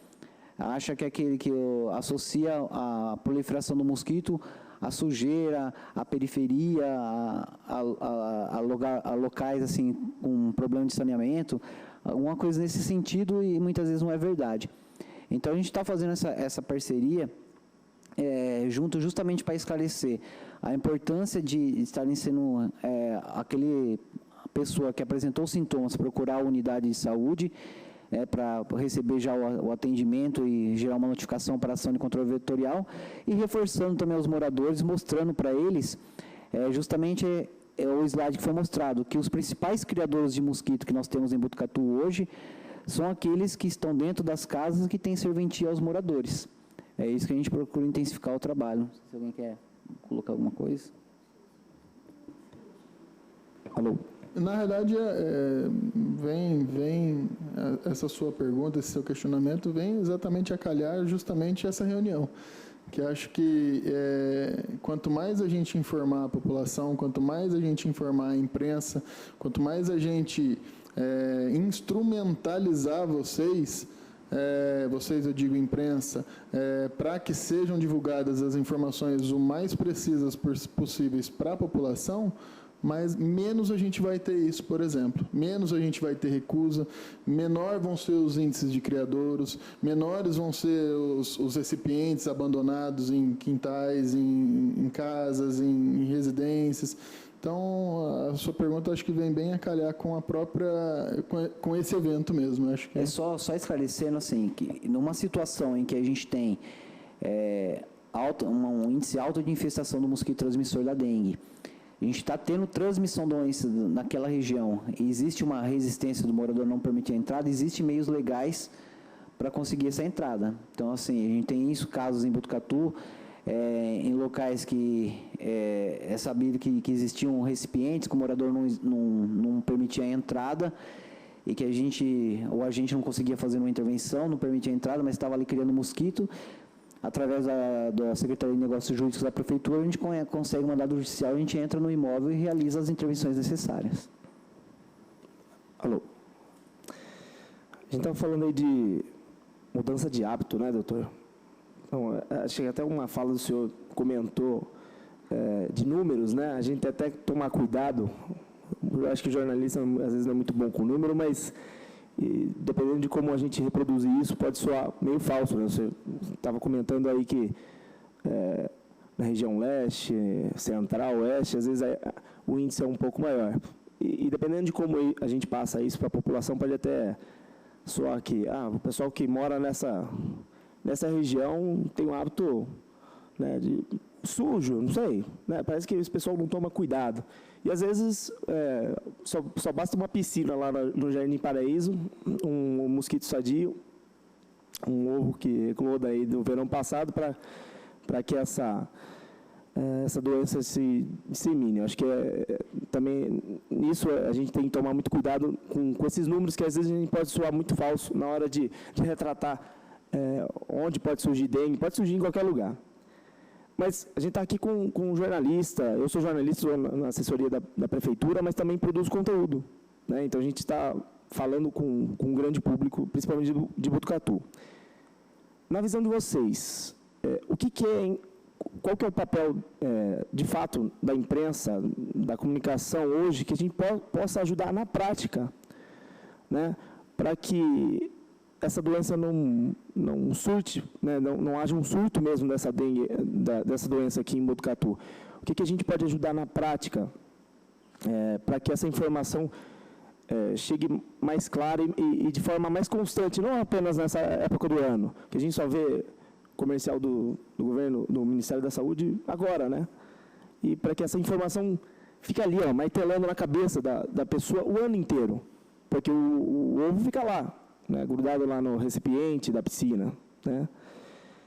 E uma outra questão, que dica fica para a gente não é especialista na área da saúde, e às vezes a gente pode ter a soberba que acha que entende de muita coisa, e eu já errei várias vezes também. Que tipo de dica fica para a gente, para que a gente não cometa, não vamos dizer erro, mas evite pequenos equívocos, como o senhor falou de talvez associar a dengue a sintomas da gripe, né? Que dica pode ser importante para a gente na hora de produzir um texto, na hora de estar falando na rádio, de estar falando com a população, para que a gente evite esse equívoco e a pessoa fique com essa informação para sempre na cabeça? Eu queria falar que, aproveitando do fato de que não tenho nenhum vínculo governamental, né, para responder primeiro a sua segunda pergunta. Eu acho que o maior erro da dengue é tratar a dengue numa estratégia de denuncismo, tá certo? A gente sabe que que o controle, as ações de controle da dengue, elas têm sido feitas intensamente no Brasil há muitos anos. E se a gente não ganhou a guerra, é porque a guerra é difícil mesmo. Não foi por negligência de nenhum dos 4 últimos governos federais ou dos últimos governos do Estado. Independente de quem seja, é uma guerra difícil. É evidente que há situações em que o poder público podia ter agido mais, mas de um modo geral, eu não vi com dengue nenhuma negligência do poder público em nível, vamos falar daqui de Botucatu, nem municipal, nem estadual, nem nacional. Nos últimos anos, ao contrário, vejo uma preocupação frequente. Apesar disso, muitas vezes, na imprensa, a coisa é tratada como denuncismo. O ministro da dengue, quando Quando o fulano foi para o Ministério, a dengue explodiu, então ele é o ministro da dengue, ou outras questões desse tipo, que são slogans que, na verdade, não ajudam em nada ao controle. Então, acho que isso já ajudaria muito. Entender que o controle da dengue só em parte está nas mãos do poder público, que a partir de certa parte não está mais, seria já uma coisa muito interessante para a imprensa começar a tratar de maneira madura o tema. E outra questão que eu acho importante é o seguinte: os números, eles realmente não representam uma verdade absoluta, mas eles representam tendências. E aí eu diria, só um pouco, ligeiramente contrariando o que você falou, que realmente nós temos mais risco de ter epidemia de dengue na zona leste e centro e oeste do que na zona norte e na zona sul. Agora, isso não significa que, se tem um mosquito, pode ter transmissão. Então, nós podemos ter transmissão na cidade inteira. Então, realmente não é para o pessoal da zona norte parar, desencanar, até porque se o pessoal parar de fazer cuidado, rapidamente eles vão superar, em termos de infestação de mosquito, o outro. É claro que onde tem mais mosquito, tem mais chance de transmitir. Certo? E a gente tem que falar, por exemplo, da questão do Jardim Paraíso, ali da Zona Norte das Repúblicas, uma coisa que o Ney falou que é importantíssima, é onde nós temos mais caso importado, muito caso importado. Então, se ali o pessoal se desligar e deixar aumentar a quantidade de vetor, é ali que vai ter transmissão dos casos do pessoal que vem de Bauru, Araçatuba, Ribeirão. É ali que eles vão transmitir para a gente aqui no município. É simplesmente para que na hora que a gente vá reproduzir isso, fique claro. E a população, de modo geral, não baixa a guarda, como o senhor falou, né? Isso.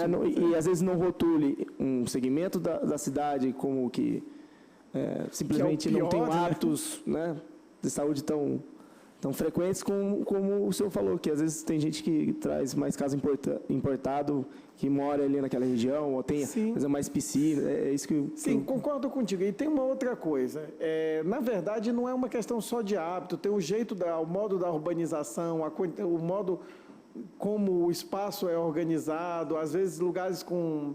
Vou te dar um exemplo, no estado nós temos situações diversas, por exemplo, no litoral nós temos muitos domicílios fechados, que são um problema. Então, cada lugar tem seu problema diferenciado. O problema não é só assim de dizer, a população é mais descuidada naquela região, mas o modo como o espaço urbano é distribuído pode ser um modo pior, menos propício ao controle. Então, agora, os números são importantes para que o Ney sabe que ele tem que agir com mais intensidade naquela região que tem mais infestação do que outra. Então, ele é um número para guiar a ação do município, mas não para culpabilizar ninguém mesmo, né? De dica, sim, Igor, como você mesmo disse, o que a gente precisa, na verdade, qual é a receita, se é que a gente pode dar uma receita dessas, mas qual é a receita para a gente ter uma epidemia de dengue no município? A gente precisa basicamente de 3 coisas. Precisa de mosquito, precisa de população suscetível e precisa de alguém infectado. População suscetível, nós temos. Mosquito, a gente tem. A gente só, graças a Deus, não está tendo tanta gente infectada. Porque a partir do momento que a gente tiver gente infectada, aí esse mosquito que temos, que não está nesse momento contaminado, vai se contaminar e aí, obviamente, ele vai proliferar para todo mundo. Então, a dica que fica é, se a gente conseguir reduzir o que a gente já tem, tá? População suscetível a gente infelizmente não consegue, mas se a gente conseguir reduzir o retor, essa tríade, esse triângulo, quanto mais enfraquecido ele tiver, menor chance de epidemia de dengue no município a gente tem. Então, população suscetível a gente não consegue mexer, mas em casos positivos a gente consegue mexer e em número de mosquitos a gente consegue mexer. Então, se a gente, juntamente com a vigilância ambiental e juntamente com todas essas parcerias que a gente já falou aqui, se a gente conseguir reduzir isso, a gente, não vou dizer facilmente, mas a gente, concretamente conseguirá manter o município de Botucatu com um número de casos de dengue baixo, como sempre teve.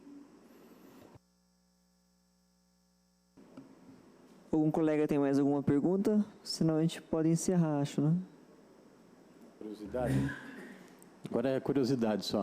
O senhor citou, acho que a segunda figura que o senhor colocou ali, é um mapa global, e só tinha incidência do mosquito no hemisfério sul. No Alasca, não tem? tipicamente, o mosquito se concentra entre os trópicos, né? Como a gente tem mais região entre os trópicos no hemisfério sul, você vai ver que é no hemisfério sul, mas ele chega no máximo ali no sul dos Estados Unidos. Sul dos Estados Unidos tem, mas mais para o norte não tem mesmo. É uma região sem mosquito. Bom, então se... Falou que ele não tem cachecol, né? Eu quero, então, agradecer aqui a presença dos colegas da imprensa, né, que dispuseram um pouco do seu tempo para discutir esse assunto que é tão importante para a cidade. Agradecer, então, a Rádio Criativa FM, através do radialista, jornalista Júnior Quinteiro. Agradecer a Rádio Clube FM, na figura da Lígia. Agradecer também ao Jornal Diário da Serra. A Cíntia não está mais aqui, mas também esteve presente, né, nesse evento. E agradecer ao Valdinei Moraes Campanucci da Silva, supervisor da Vigilância Ambiental e Saúde.